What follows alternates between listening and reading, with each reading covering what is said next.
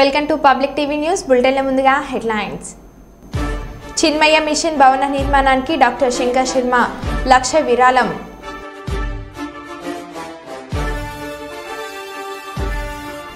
కుక్కలు బాబాయ్ కుక్కలు ఇంట్ల నుంచి బయటకు రావడానికి జంకుతున్న జనం.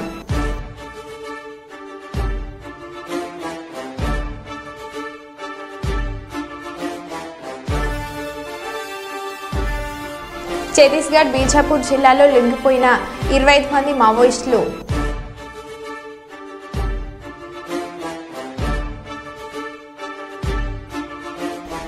ఏలేశ్వరం గురుకుల పాఠశాలలో ఫుడ్ పాయిజన్, 50 మంది విద్యార్థులకు అస్వస్థత.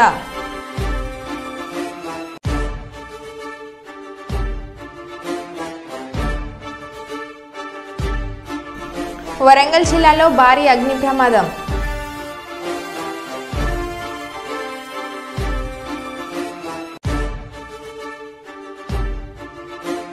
తెలుగుదేశం పార్టీ నాయకుల పేర్లు చెప్పి దందాలకు పాల్పడితే చొక్కా పట్టుకుని నిలదీయండి, ఎమ్మెల్సీ కంచెల శ్రీకాంత్. ఇక వివరాల్లోకి వెళ్తే బీఆర్ఎస్ ఎమ్మెల్సీ కవిత బెయిల్ పిటిషన్పై సుప్రీంకోర్టులో కాసేపట్లో విచారణ జరగనుంది. Justice B R Gavai, K V Vishwanath bench విచారణ చేపట్టనుంది. కవిత తరపున సీనియర్ అడ్వకేట్ ముకుల్ వాదనలు విన్నవించుకున్నారు. ఇప్పటికే కేటీఆర్, హరీష్ రావు, కవిత భర్త అనిల్ తదితరులు కోర్టుకు చేరుకున్నారు. అటు కవితకు తప్పకుండా బెయిల్ వస్తుందని బీఆర్ఎస్ శ్రేణులు ఆశాభావంతో ఉన్నారు. ఏం జరగనున్నదనేది కాసేపట్లో తేలిపోనుంది.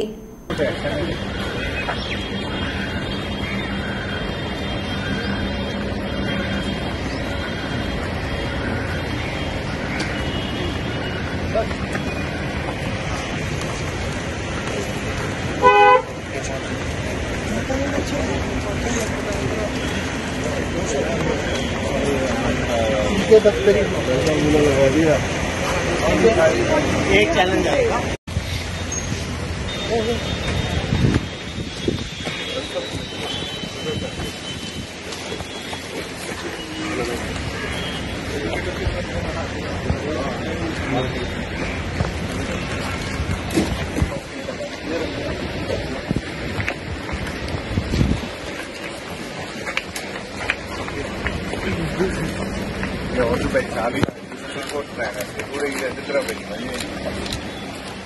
बाबू चला अच्छा रिपोर्ट है.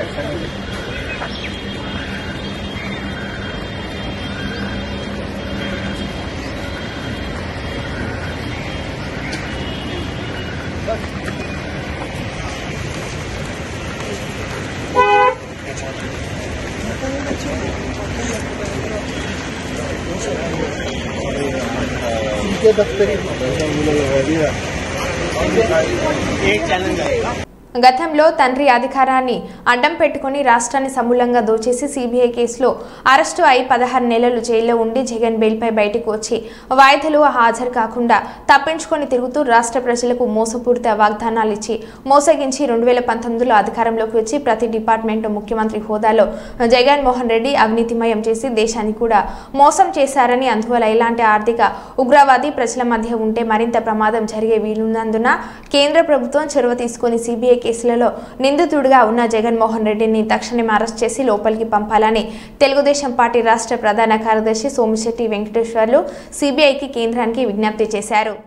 ముఖ్యమంత్రి అయిన తర్వాత చూస్తే నీ గుట్టంతా బయటికి తీస్తే ప్రతి డిపార్ట్మెంట్లో ప్రతి ఒక్క కార్యక్రమాలలో కూడా అంత అవినీతి జరిగింది. మైనింగ్, లిక్కర్, ఇసుక తొవ్వే కొద్ది కేసులు వస్తున్నాయి నీ మీద. అంటే ఇంత అవినీతి చేశావు, లక్షల కోట్లు ప్రభుత్వ సొమ్ము ప్రజల సొమ్ము దోచుకొని ఓ దుర్మార్గుడు కూడా ఇంత ద్రోహం చేస్తావు ప్రజలకు. ఆంధ్ర రాష్ట్రాన్ని దివాలా దించిన జగన్మోహన్ రెడ్డి, నేను అడుగు చెప్తున్న ఒకటే మాట, ఇది చరిత్ర ఎప్పుడు కూడా మర్చిపోదు. నీ దుర్మార్గాన్ని చంద్రబాబు నాయుడు అడగడతాడు. చంద్రబాబు నాయుడు నీతివంతుడు. అందుకనే ఈరోజు నీ మధ్య తొందరపడకుండా, ఎక్కడకు విచారణ జరపకుండా అరెస్ట్ చేసే పని చంద్రబాబుని ఎప్పుడు చేయడు. నీ మీద తప్పులు చూపించాలి, నీ మీద చేసినటువంటి అవినీతిని ప్రజలకు చూపించి, నీవు చేసిన అవినీతి, ఈ దుర్మార్గుడు ఇంత అవినీతి చేశాడా, మా సొమ్ము దోచుకున్నాడా, ఇన్ని లక్షల కోటి ఎలక్షన్లు ఖర్చు పెట్టి ఇంత డబ్బు ఎక్కడొచ్చింది నీకు అని చెప్పేసి ప్రజలకు అంత ఎలబుచ్చి తర్వాతనే నీ కథ తెలుస్తారు.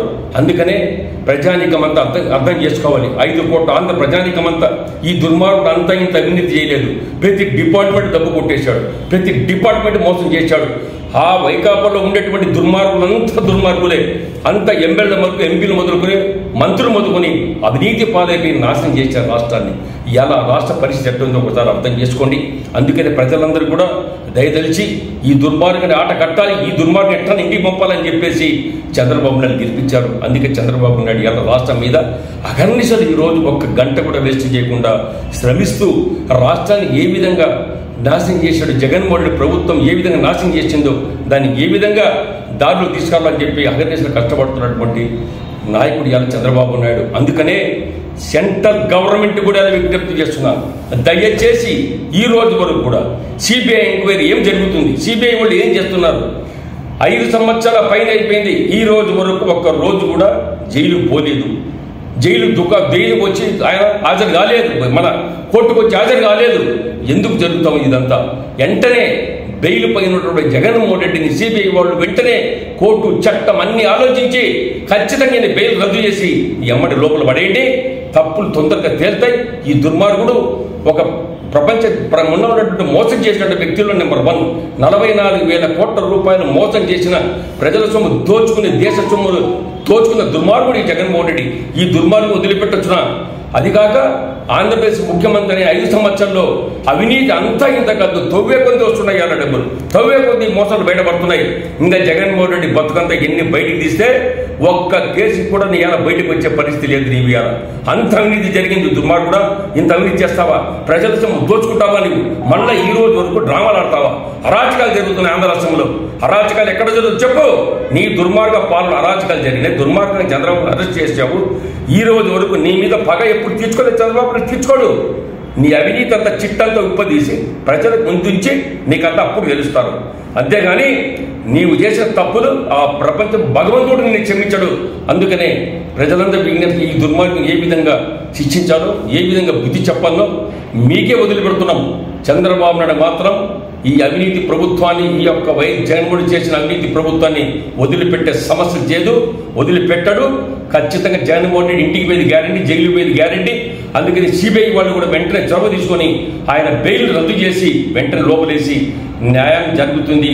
రాష్ట్రంలో ప్రజల్లో కూడా ప్రతి ఒక్కరికి రాజకీయ నాయకుడికి భయం రావాలి, భయం తలగాల. ఏదైనా సరే తప్పు చేస్తే ప్రభుత్వ సొమ్ము దోచుకుంటే ఈ శిక్ష పడుతుంది నాకు అనే భయం రాకుంటే ఇంకా అవినీతి ఎక్కువైతుంది, నాశనం అయితే దేశమే నాశనమై పరిస్థితి కానుస్తుంది. కాబట్టి ఇప్పటికైనా అందరూ మేల్కొని కోరుతున్నారు. కరీంనగర్ నగరపాలిక సంస్థలో ఒక బీసీ మహిళకు వివక్ష జరుగుతున్న సమయంలో జిల్లా కలెక్టర్ స్పందించి డిప్యూటీ మేయర్ చల్ల స్వరూపరాణి ఇన్ఛార్జ్ మేయర్గా తక్షణమే నియమించాలని, లేదా ప్రభుత్వానికి సమాచారం ఇవ్వకుండా పోయిన మేయర్ను వెంటనే ఇండియాకు రప్పించాలని, ఎందుకంటే వారికి ఓట్లు వేసిన ప్రజలు ఇబ్బందులు పడుతున్నారని అన్నారు. కరీంనగర్ జ్వరాలతో వర్షాలతో ప్రజలు ఇబ్బందులు పడుతున్నారు. కావున కరీంనగర్ ప్రజలను గాలికి వదిలేసి విదేశాలకు వెళ్లిన మేయర్ను వెంటనే రప్పించాలని వారు కోరారు. ఏదైనా ఉద్యోగి విదేశీ పర్యటనకో లేక వ్యక్తిగత పర్యటనకో వెళ్ళినప్పుడు వాళ్ళ యొక్క యాజమాన్యంతో పర్మిషన్ తీసుకొని, అనుమతి తీసుకొని ఆ పర్యటనకు వెళ్ళేటువంటి సంస్కృతి సాంప్రదాయం ఎక్కడైనా ఉంది. కానీ ఇది ప్రజా వ్యవస్థ, ప్రజలతో ఎన్నుకోబడినటువంటి వ్యవస్థ. ఈరోజు ప్రజలందరూ కూడా ఈరోజు ఒక పక్కన వ్యాధుల బారితోటి డెంగ్యూ ప్రబలుతూ ఉంది. ఇది నిత్యం ప్రజలు నగరపాలక సంస్థతో అనుసంధానమై పనిచేసేటువంటి వ్యవస్థ కనుక మరి ఇటువంటి వ్యవస్థకు అప్పటిదప్పుడు నిర్ణయాలు తీసుకోవాలంటే ఇక్కడ ఒక వ్యవస్థ ఖచ్చితంగా ఉండాల్సినటువంటి అవసరం ఉంది. ఈరోజు నెల రోజులు మేయర్ గారు ప్రజలకు అందుబాటులో లేకుండా, పరిపాలనకు అందుబాటులో లేకుండా విదేశాలకు వెళ్ళినప్పుడైతే మరి ప్రజలకు అవసరాలు వచ్చినప్పుడు ఎవరిని సంప్రదించాలి? అటువంటి పరిస్థితుల్లో ఇక్కడ ఒక వ్యవస్థను నెలకొల్పి పోవాలనే దాంట్లో చట్టం కూడా 2019లో 32 సెక్షన్ ప్రకారం 2లో స్పష్టంగా పొందుపరిచి ఉన్నది. ఎవరైనా వ్యవస్థకు సంబంధించిన ముఖ్య హెడ్ ఆఫ్ ద డిపార్ట్మెంట్ బయటికి వెళ్ళినప్పుడు, వ్యక్తిగత పర్యటనకు వెళ్ళినప్పుడు, విదేశాలకు వెళ్ళినప్పుడు 15 రోజులకు మించి కనుక పోయినట్లయితే ఇక్కడ కూడా సమాంతరంగా ఒక వ్యవస్థను ఏర్పాటు చేపట్టిన తర్వాతనే ప్రభుత్వ అధికారుల అనుమతి తీసుకున్న తర్వాతనే విదేశాలకు వెళ్ళాలా లేకుంటే వ్యక్తిగత పర్యటనకు వెళ్ళాలంటే స్పష్టంగా 32లో ఉంది. కానీ ఆ నిబంధనలను పాటించకుండా, ఎవరికి ఇన్ఫర్మేషన్ లేకుండా, జిల్లా కలెక్టర్ గారికి సమాచారం ఇవ్వకుండా, ఇతర ప్రభుత్వానికి పెద్దలకు సమాచారం ఇవ్వకుండా మరి మేయర్ గారు విదేశాలకు వెళ్ళడం జరిగింది. వారి తాపత్రయం ఏంది? ఇక్కడ బీసీ ప్రతినిధి డిప్టీ మేయర్గా ఉన్నారు. ఇవ్వాల్సి వస్తే బై యాక్ట్ ప్రకారం డిప్టీ మేయర్ గారికి ఇన్ఛార్జ్ మేయర్గా బాధ్యతలు అప్పచెప్పుకోవాల్సి వస్తుంది. మరి వారు అగ్రకులాలకు సంబంధించినటువంటి వ్యక్తి కనుక బీసీ ప్రతినిధికి వారు కనుక అప్పచెప్పిపోతే మా రాజరికం పడిపోతుందనో, మా వ్యవస్థ దెబ్బతింటదనో, లేకుంటే మాకుండేటువంటి రాజసం మేమే పరిపాలించేటోళ్ళం ఇంకెవరు కాదు అని చెప్పే ఉద్దేశంతో వారు డిప్టీ మేయర్ గారికి ఆ యొక్క అవకాశాన్ని ఇవ్వకుండా, ఎవరికి సమాచారం చెప్పకుండా విదేశాలకు వెళ్ళిపోవడం జరిగింది. అయ్యా మీరు పోతే పోవచ్చు, నెల కాకపోతే 2 నెలలు పోండి, ఎవరికి ఇక్కడ అభ్యంతరం లేదు. కాకపోతే ఇక్కడ ప్రజలు ఇబ్బందులు పడుతుంటే, ప్రజలు జరాల పాడిన పడుతుంటే నిత్యం పరిరక్షణ చేయవలసింది, సమీక్షలు చేయవలసింది ఎవరు అని చెప్పి అడుగుతా ఉన్నాం. ఈ సందర్భంగా కరీంనగర్ ప్రజలు ప్రథమ పౌరుగా మిమ్మల్ని ఎన్నుకుంటే ఈరోజు కరీంనగర్ ప్రజలను గాలికి వదిలేసి మీరు విదేశీ పర్యటన చేస్తా అంటే ఇక్కడ ప్రజలు ఎవరు కూడా చూస్తూ ఊరుకోరు. మరి ముఖ్యంగా బీసీలు ఎవరు కూడా చూస్తూ ఊరుకో. ఎందుకంటే నువ్వు బీసీ ఒక ప్రజాప్రతినిధికి న్యాయం చేయాల్సినటువంటి సందర్భంలో నువ్వు అన్యాయం చేసి వారికి వచ్చే అవకాశాన్ని గండికొట్టి మహిళ రాష్ట్ర వ్యాప్తంగా తెలుగుదేశం పార్టీ గెలుపునకు బలిజ కులస్తులు 100% సహకరించినట్లు కుప్పం పట్టణానికి చెందిన టీడీపీ సీనియర్ నాయకులు గోపీనాథ్ తెలిపారు. గత ఎన్నికలలో కుప్పం నియోజకవర్గ శాసనసభ్యునిగా చంద్రబాబును గెలిపించుకోవడానికి నియోజకవర్గం పరిధిలోని బలిజ కులస్తులు ఎంతోగానో శ్రమించారని అన్నారు. బలిజ కులస్తుల అభ్యున్నతికి ఎంతోగానో సహకరించారని, ఇందులో భాగంగా కాపు కార్పొరేషన్ ప్రారంభించడం, బలిజ కులస్తులకు 5% రిజర్వేషన్ కల్పించడం వంటివి బలిజ కులస్తుల అభ్యున్నతికి ఎంతోగానో తోడ్పడిందని అన్నారు. త్వరలో బలిజల అభ్యున్నతికి కోరుతూ రాష్ట్ర ముఖ్యమంత్రికి నారా చంద్రబాబు నాయుడును కలవడానికి సిద్ధంగా ఉన్నట్లు ఆయన తెలిపారు.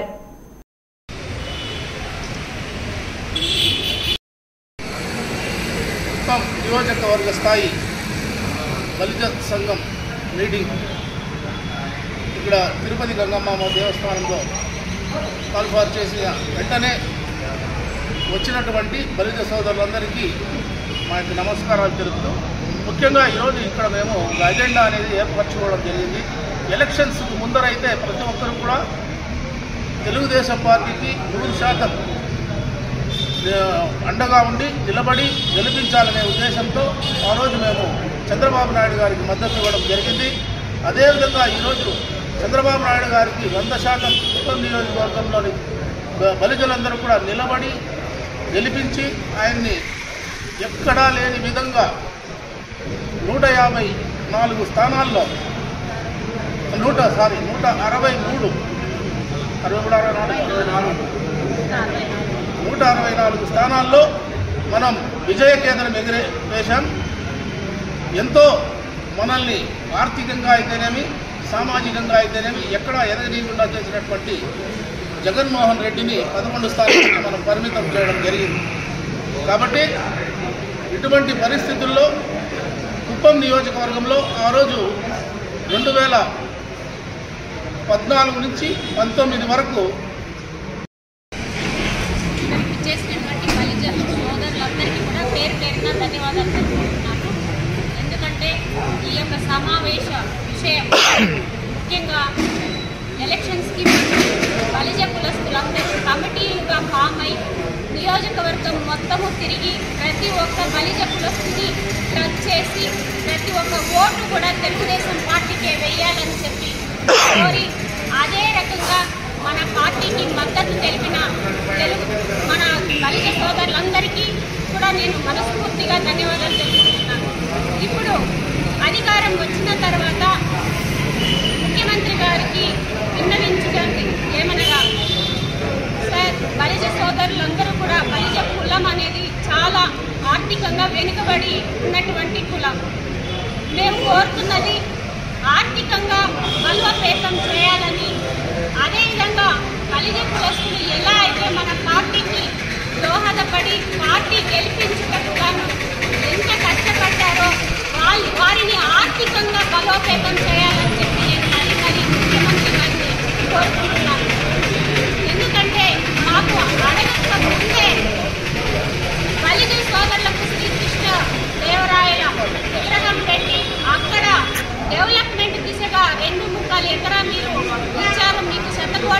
ఉన్నారు సార్. అక్కడ మనము దేవాలయం చేసుకుంటాను, మీరు అనుమతి ఇవ్వాలని చెప్పి నేను మరీ కోరుకుంటున్నాను. బలిజ కులస్తులను మీరు ఎంతగానో ముందుకు తీసుకెళ్లేటటువంటి మనస్తత్వం మీది.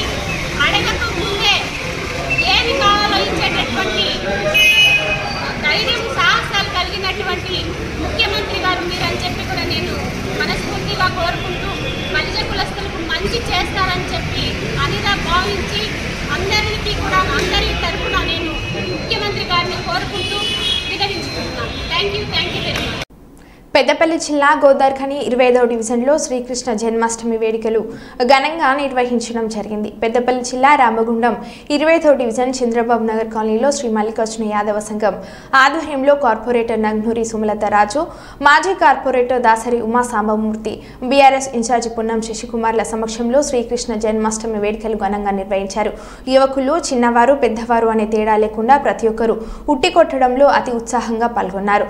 ఉట్టి కొట్టడంలో ప్రతిభ చూపించిన వారికి బహుమతులు అందజేయడం జరిగింది. ఈ సందర్భంగా వారు మాట్లాడారు. ఈ కార్యక్రమంలో బండారాచన, పైహుల కొమరయ్య తదితరులు పాల్గొనడం జరిగింది.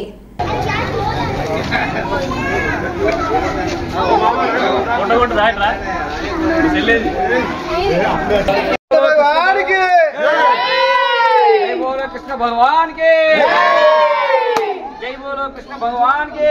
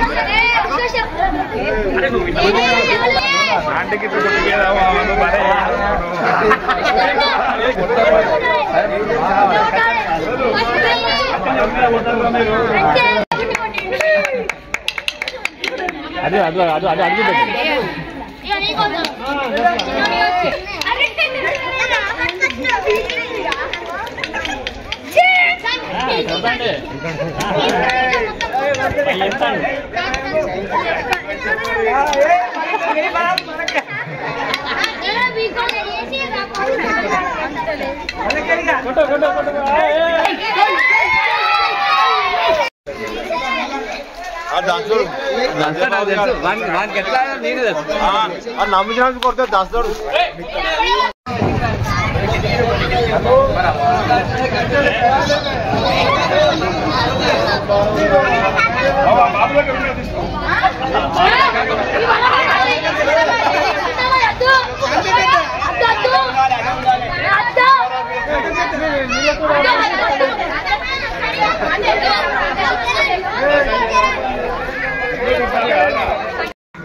ప్రాంత ప్రజలందరికీ, అలాగే 25వ డివిజన్ చంద్రబాబు కాలనీ యాదవ సంఘం నాయకులందరికీ కూడా, అదేవిధంగా 25వ డివిజన్ ప్రజలందరికీ ముఖ్యంగా శ్రీకృష్ణ జన్మాష్టమి శుభాకాంక్షలు తెలియజేస్తూ, అదేవిధంగా ప్రతి పండుగ కూడా మనం ఇదే విధంగా ఐక్యతతోటి ఏ విధంగా ఇబ్బందులు లేకుండా కలిగి ఉండాలని చెప్పేసి ఎప్పుడు కూడా మనకు ఆ శ్రీకృష్ణ భగవంతుని ఆశీస్సులు ఉండాలని చెప్పి మనసారా కోరుకుంటూ, ఇంకా కూడా మనం ఈ ప్రాంతం నుంచి వెళ్ళి ప్రజలందరూ కూడా ఐక్యంగా ఉండి అష్టైశ్వర్యం కలిగించాలని చెప్పేసి మనసారా ఆ శ్రీకృష్ణ భగవంతుని ఆశీస్సులు ఉండాలని చెప్పేసి కోరుకుంటున్నాం.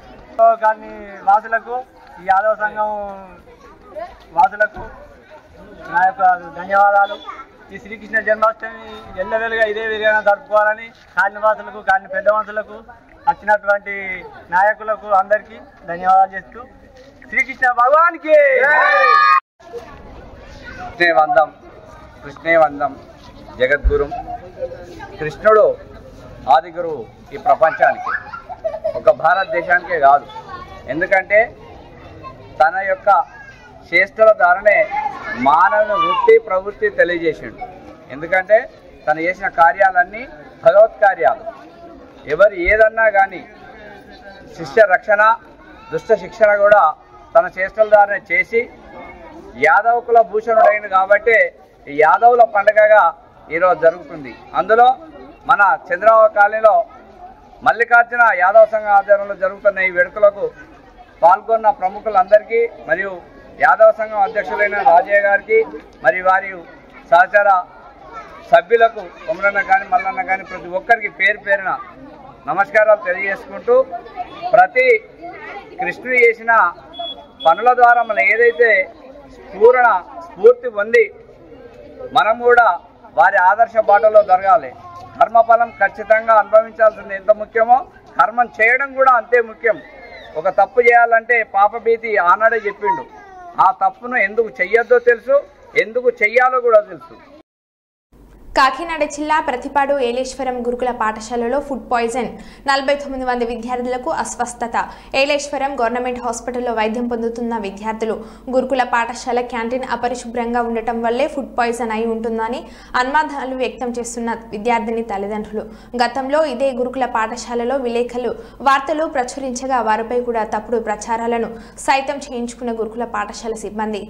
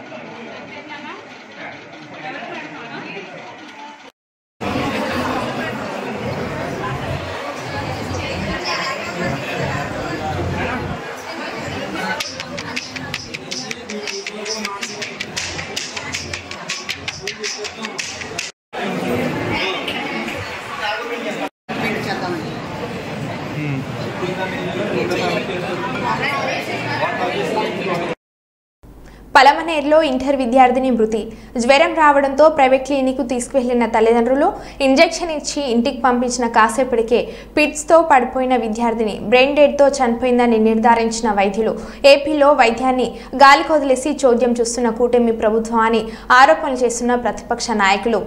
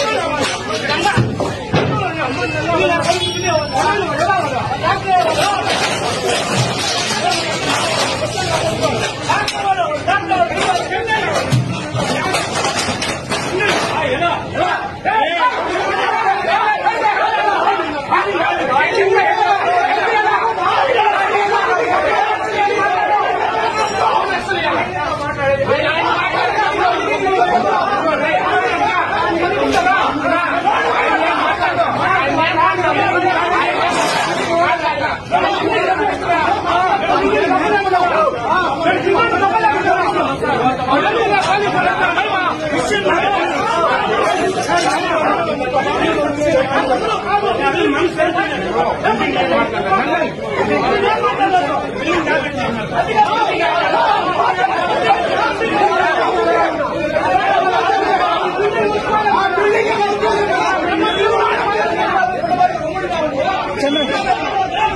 గట్టిగానా జ్వరం ఫీవర్ వచ్చింది చూపించుకున్నాము బాగా నయమైంది సాయంత్రం వచ్చింది తర్వాత సాయంత్రం వస్తే ఆయన మామూలుగా ఉండే నీళ్ళు వేరే ఆయన వేసాడు తెలియదు అప్పుడు రియాక్షన్ అయిపోయి ఇట్లా అయిపోయింది రెగ్యులర్ గా ఈవినింగ్ వస్తారా మీరు వచ్చినప్పుడు అంతకుముందు రాలేదు మరో బులెటిన్లో మళ్ళీ కలుద్దాం. Stay tune.